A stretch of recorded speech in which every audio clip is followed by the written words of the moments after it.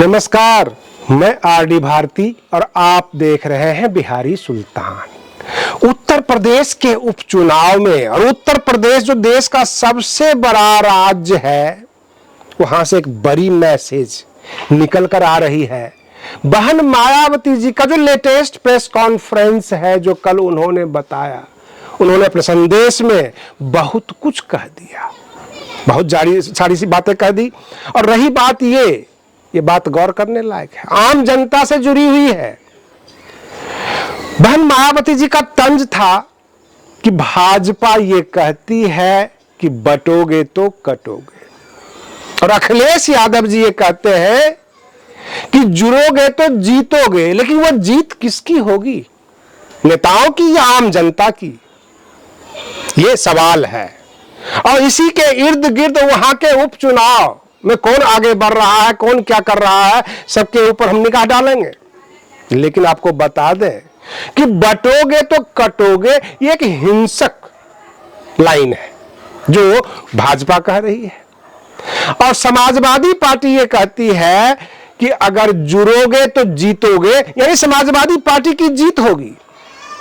लेकिन बहन मायावती जी ये कहते हैं कि अगर जुड़ेंगे तो आगे बढ़ेंगे, सुरक्षित रहेंगे।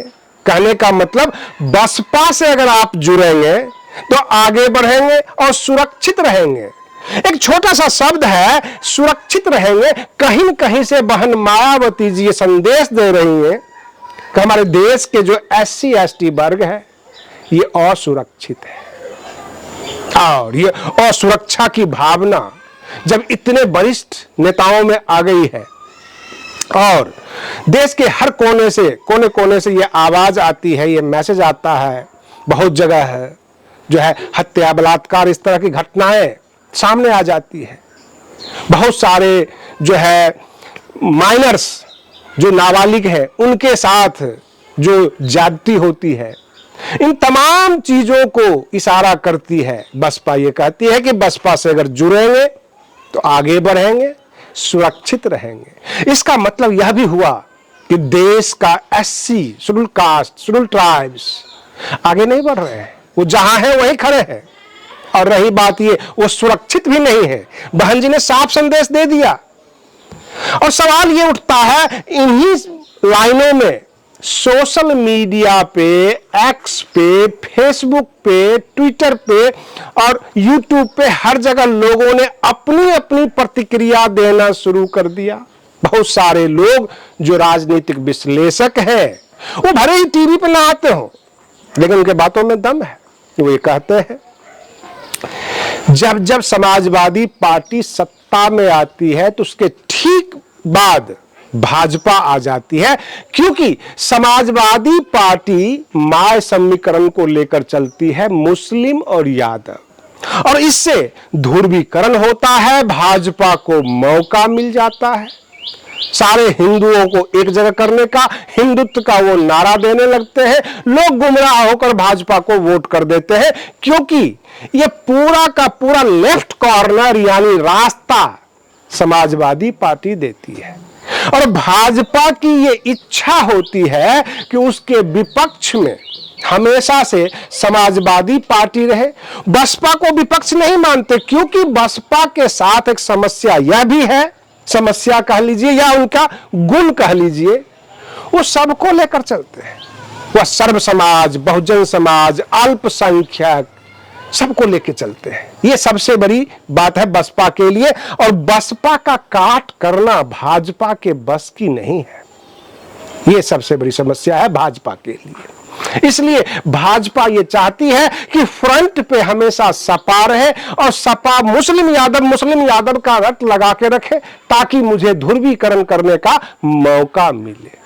और इस तरह से भाजपा और सपा का उत्तर प्रदेश में नूरा कुश्ती चल रही है।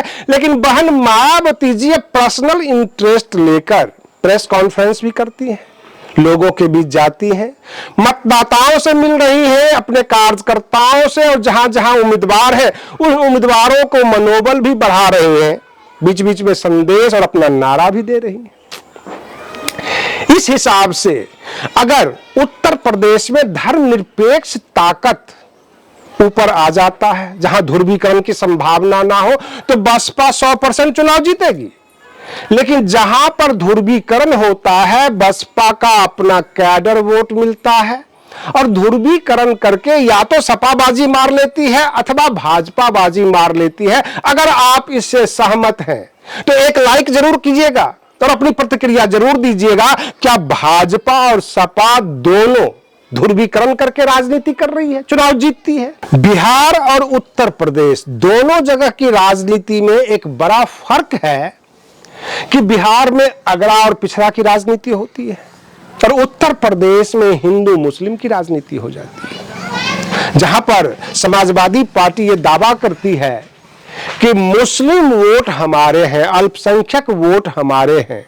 बहुत सारे मामले में वो दिख भी जाते हैं, कहीं पर कोई घटना होती है तो वह अल्पसंख्यक समुदाय के पास जाते हैं, बहुसंख्यक समुदाय के पास नहीं जाते हैं। ऐसा कई बार आरोप लगा है। लेकिन मैं आपको बता दूं कि बहुजन समाज पार्टी में सबका स्वागत रहता है और इसी संदर्भ में कई बार अल्पसंख्यक समुदाय से पूछा गया कि आप तो समाजवादी पार्टी के वोटर हैं, मतदाता हैं। वो कहते हैं हम किसी के बंधुआ मतदाता नहीं हैं, जहां हमें सम्मान मिलेगा वहां हम जाएंगे। अगर हमें बहुजन समाज पार्टी में सम्मान मिलता है, जगह मिलता है, हम वहां वोट क्यों नहीं करेंगे? हम अखिलेश यादव अथवा समाजवादी पार्टी के बंधुआ मतदाता नहीं है, इसलिए बातें दिमाग से निकाल दीजिए। ये पत्रकारों को वो कह देते हैं साफ साफ। रही बात ये, सपा जीते, भाजपा जीते अथवा बसपा जीते, अल्पसंख्यक बदनाम क्यों हो, यह मुख्य विषय है चिंता का।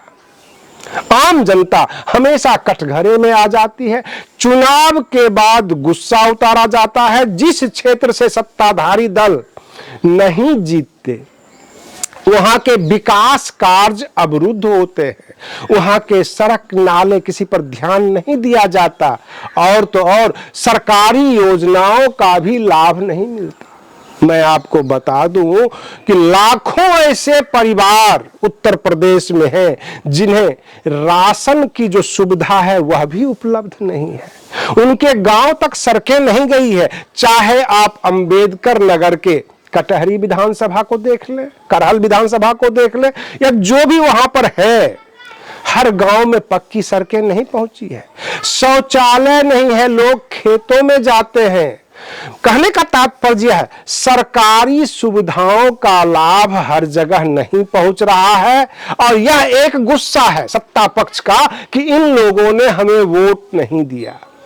कई बार तो बहुजन समाज के मतदाता जब बसपा को वोट करते हैं, चुनाव में जब उनका नीला गमछा, नीला झंडा दिख जाता है, भीड़ की शक्ल दिख जाती है और बसपा चुनाव जब हार जाती है तो उसके बाद सजा बसपा को नहीं मिलता, नेताओं को नहीं मिलता, उन जनता को मिलता है, उन मतदाताओं को मिलता है जिस क्षेत्र से वो आते हैं।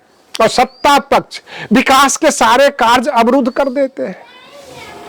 आपने सुना होगा प्रधानमंत्री योजना, आयुष्मान भारत, बहुत सारी योजनाओं का नाम सुना होगा, लेकिन क्या ये तमाम योजनाओं का लाभ SC ST वर्ग, वे वर्ग जो गांव से काफी दूर है, जहां तक सड़कें नहीं पहुंची है, जिनके बच्चे खेतों में काम करने जाते हैं, वो स्कूल नहीं जाते हैं?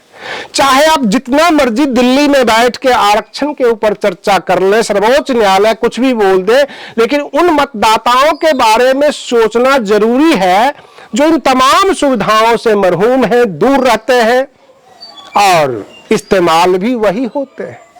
उन्हीं के बारे में कहा जाता है ये हमारे हैं, चाहे वो अल्पसंख्यक हो, शेड्यूल कास्ट हो, शेड्यूल ट्राइब्स हो, अथवा आम जनता, सामान्य वर्ग के गरीब लोग, वह भी परेशान होते हैं और सरकार उनके ऊपर ध्यान नहीं देती है। ये सबसे बड़ी चिंता का विषय है।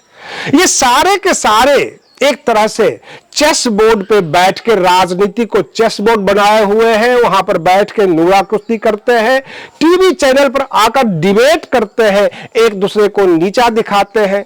लेकिन ये डिबेट, ये स्टूडियो का शो क्या वे जनता देख पाती है जिनके पास घर में लाइट नहीं है, टीवी नहीं है, जन सुविधाओं का अभाव है, वह डिबेट भी नहीं देख पाती है। बस उनको मान सम्मान तब मिलता है जब चुनाव आता है। चुनाव में नेताजी उनके गांव में जाते हैं गाड़ियों का काफिला लेकर, फिर पता लगता है उनका भी कोई सम्मान है, कोई महत्व है। उनके झोपड़ी तक ये गाड़ियों की काफिला पहुंची है और इतना ही सम्मान पाकर वो गदगद हो जाते हैं। उसके बाद एक पक्षीय हवा बह जाती है।